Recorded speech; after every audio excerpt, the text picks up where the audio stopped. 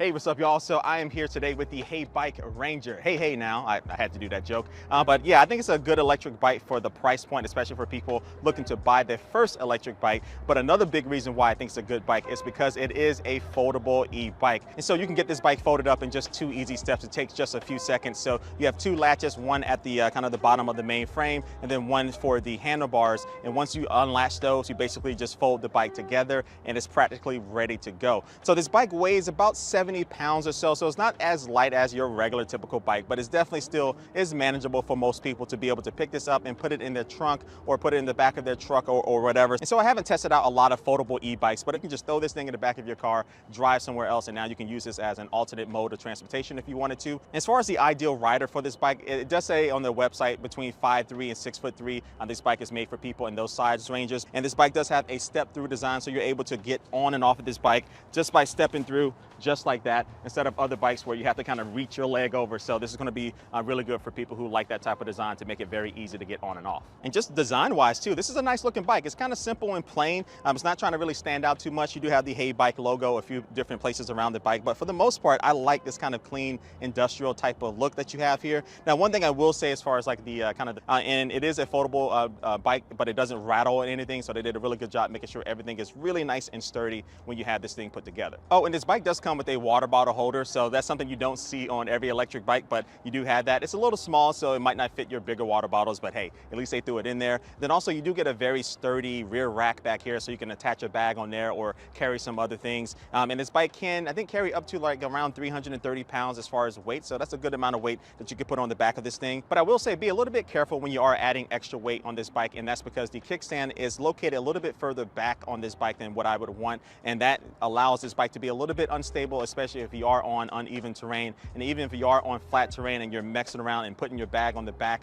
of the bike like I did, you can accidentally tip the bike over. So I would say 80–85% of the time the kickstand is fine, but that 15% just be a little bit aware of when you are messing around with this. And one kind of resolution for this would be for them to move that kickstand up a little bit towards the middle of the bike in the next version. Now this bike does come with a removable battery and also a key that goes along with the bike. So basically you'd have to have the key in order to use the electric functions of this bike, but also in order to remove the battery, just press the key in and then you lift the seat up, and then now you're able to just pull the battery pack out. Now another good thing about this battery pack is that it does also have a USB type A port on there, so you are able to charge up your phone or something else if you need to. And I really just like how easy it is to get this battery pack in and out of the bike, and it also does have a handle on the battery pack to make that easier as well. And yeah, so it's a really good solution for just bringing the battery inside, charging it while you leave your bike out in the garage or outside somewhere. Now, as far as the specs of the battery, it is a 48 volt 15 amp hour battery pack that charges up in about 5 to 6 hours from 0 to 100.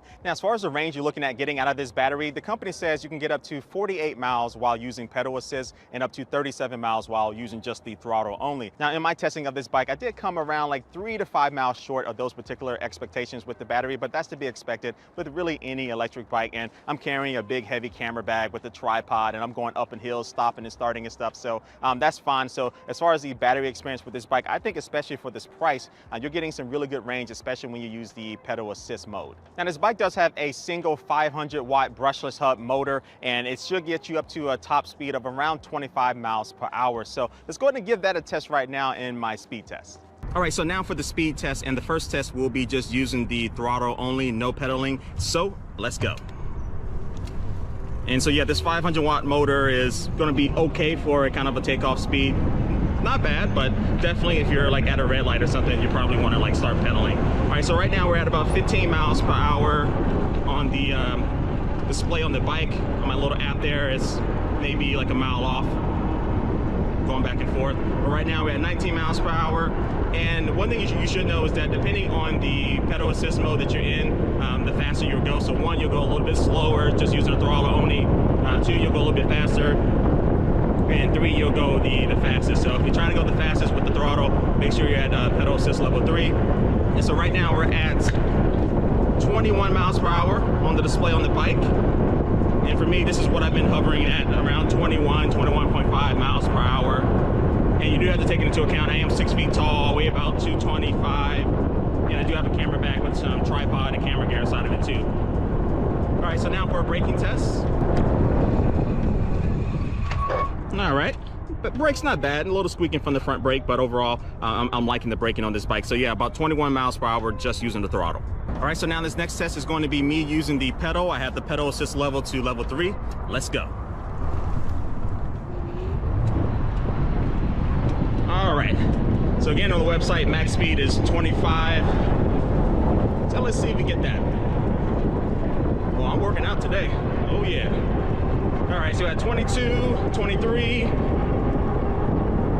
A little bit more effort, 24. All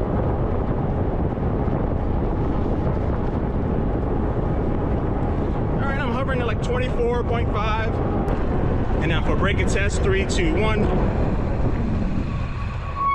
All right, so yeah, 24.5. Again, my camera bag is kind of heavy and I've been out all day and I'm a little out of shape, but there you go. All right, so now for a quick hill test. Now, disclaimer, I already tried to do this and just using the throttle only, it was at a snail's pace. So you definitely don't want to use this bike just using the throttle up any type of steep hill. But let's go ahead and try it with the pedal assist on level 3. Let's go. All right, so yeah, it's a little bit of a long hill. It's not like super straight up, but I have gone running up this and it definitely tires you out a little bit. But yeah, for this 500 watt motor, for this type of bike, I wasn't expecting it just using a throttle to really go up really fast, but just using this pedal assist, I'm not working hard at all. It's getting me up the hill. I'm at about 10 miles per hour. Very decent pace. Exactly what you want to find from a bike using pedal assist if you do find yourself going up a little bit of a hill. So we're at the top. Not bad. Not bad at all.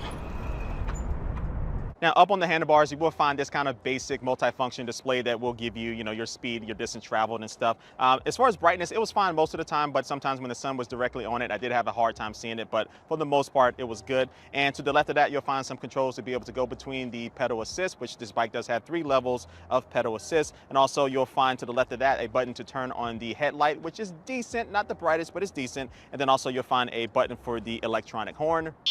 And to the right of the display, you will find this Shimano 7-speed derailleurs. So that's going to be good for going up in hills, down hills. You have some options there as far as which gears you want to be in. And then you do have a thumb throttle to the right of that. And make sure your bike is off before you press that, like I just did. And then you also do have some really nice handlebar grips, which do have that little fatty piece down there to kind of make it really comfortable for the bottom part of your hand.